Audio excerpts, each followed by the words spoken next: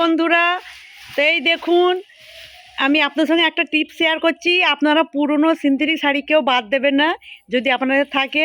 এই যারা গ্রামে গঞ্জে বাস করে তাদের জন্য এই টিপসটা খুব ভালো কাজে লাগবে।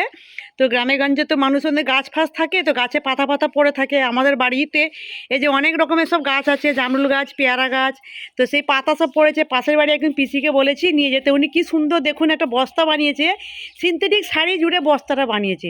এটা খুব একটা দারুণ টিপস কাজের। তো আমি এই দিদিভাইকে জিজ্ঞাসা করি, এই পিসিকেই, যে পিসি আপনি কিভাবে এই বস্তাটা করলেন, আমাকে একটু বলুন, এই বস্তা সম্বন্ধে কিছু বলুন, কিভাবে করেছেন। এটা কাপড়টাকে ডবল করলাম, একটা কাপড়কে ডবল করে সেলাই করেছি। আচ্ছা, সেলাই করে নিয়ে এটাকে আপনার মাথায় বুদ্ধিটা এলো কিভাবে? এইটা আবার কি করে বলবো, আমি যদি ছোট ছোট বস্তা করবো কেন, হ্যাঁ, একটা বড় বস্তা করলে পারে একবারে অনেক পাতা ধরবে। দেখুন বন্ধুরা কি বিশাল বড় বস্তা। তো এরকম বস্তা কার কার আছে আমাকে কমেন্টে জানাবেন।